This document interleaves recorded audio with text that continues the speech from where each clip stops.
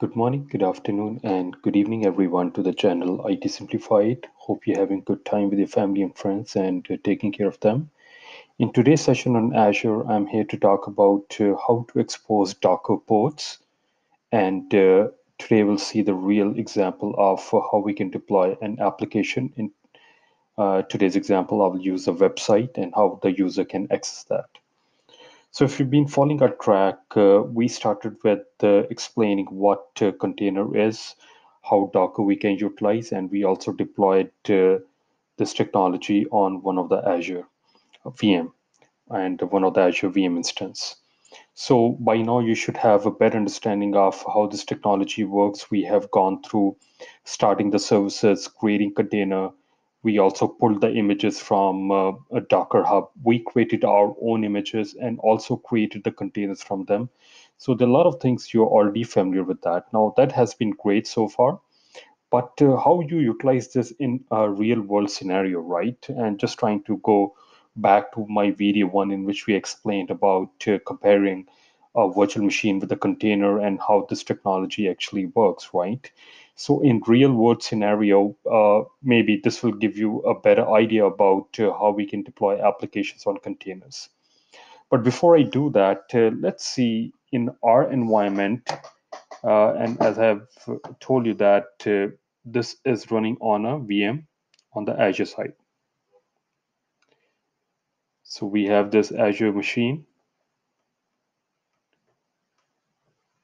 on which Docker engine was already installed. It is using a CentOS operating system.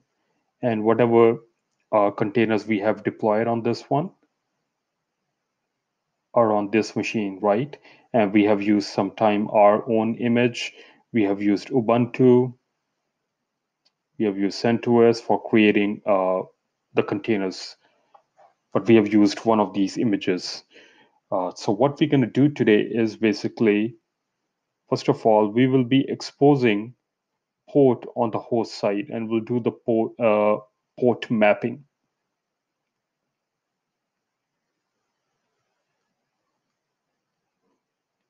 And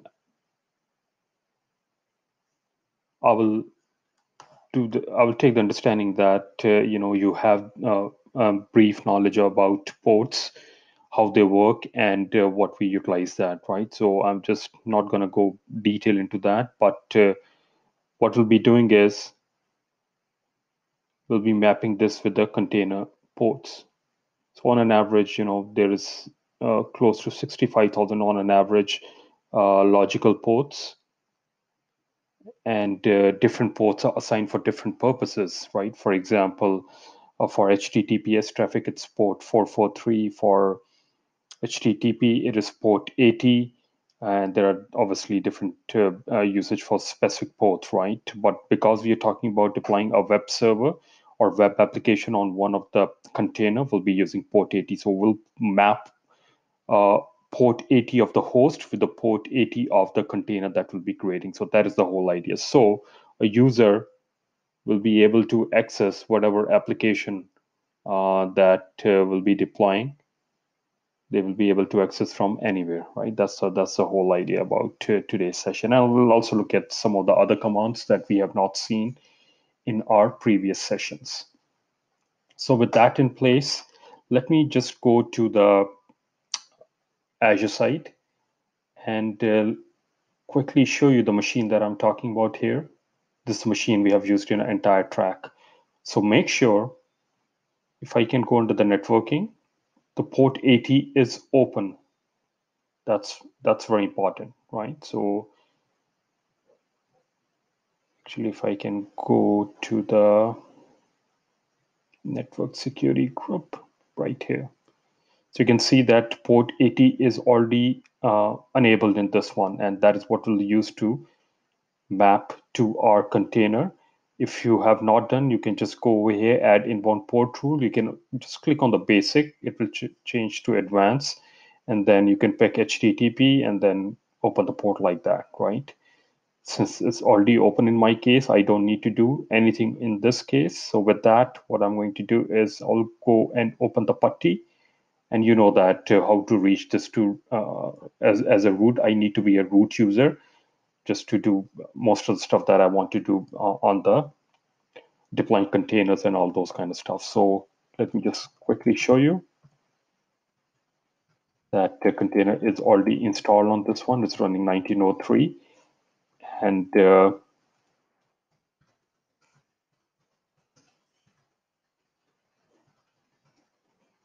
my Docker service is in running state.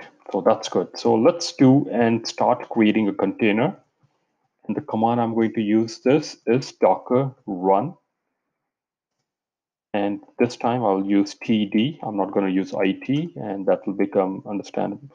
We'll understand that once we go to the second step. I'll name this. So let me name this container 1, and we'll map the port 80 of the host with port 80 of the container, right? And the image that I want to use is Ubuntu. So right now I don't have any image. I don't have any container. So that is a command that we'll be using, right? So it will make sure that the container is in running state, and it will pull the image from Docker Hub, and it will be an Ubuntu image, and it will map port 80 of host with the container. So you can see that it was not able to find the image locally. So it's pulling this from Docker Hub. The pull is completed. But one thing you must have noticed that in our previous video, when we used to create container, it used to go inside the container. So the container was created, but we are still not inside the container. And you know the command to check if the container isn't running state. So remember, there are two commands, one with the running and the one which are both running and in stop state. So the command to see the container which are in running state is docker ps. So you can see that container 1 was created. It's in running state, though we are not inside this, and it has mapped port 80 of the host with port 80 of the container. So that's good. That is what we wanted, right? Now, but as I said that we are not inside the container. So what I want to do is I want to go inside the container to do further steps in this. So let me just go and use the exec, so docker execute command, and now we'll have it, name of the container, and we'll add bin bash. And let's hit enter. And now you see that I am inside the container. So that's great, right? Because we need to make certain changes on the directory. But before we do that, because it's an Ubuntu image, we need to update this. And to update, the command is apt get update. Let's hit enter. So it's downloading whatever the packages you want. I'm just going to clear the screen.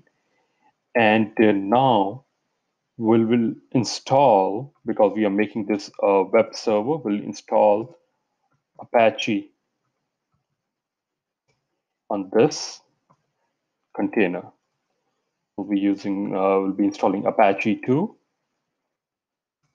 and we'll say yes for everything, right, in case it asks for any specific instructions. So apt-get install Apache 2, yes, and it's pulling all the package that is needed.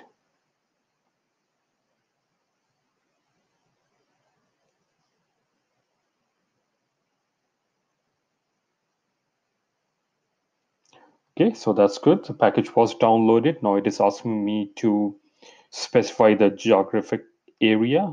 Since I'm in America, I'm just gonna pick America here.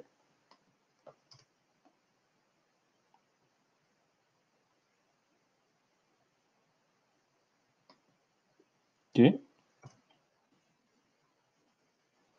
Why it is not taking America? Okay, let me pick one more time.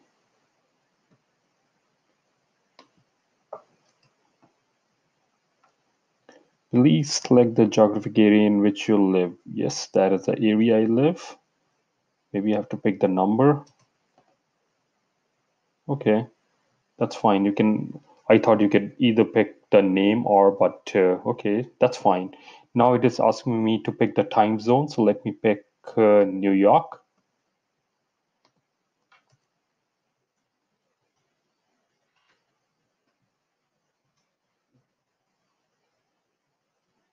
Okay, I think I have to pick the number again. So let me say 105. All right, so you need to pick the geographic area and the time zone you're in. So I have picked that, and you can see that I'm still under the inside the container. So that's good.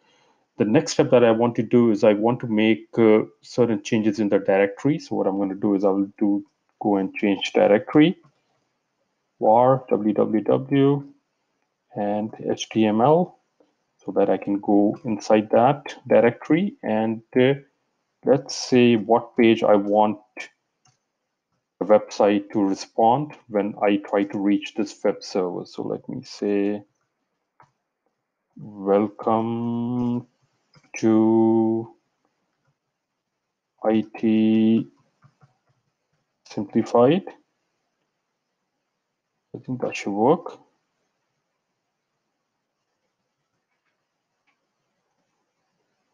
Okay, and I'll close this with the inverted comma and in index.html, hit enter. So that's good. And now what I'll do is I'll start the service. So service apache to start, hit enter, and it's starting the service. And now we can test this. So let me go and grab the public IP of my machine, which is running on the Azure site. And I should be able to reach this page, the one that we just created. And you see, I'm getting the response, welcome to ID Simplified. And this is running on a container. This application is running on a container.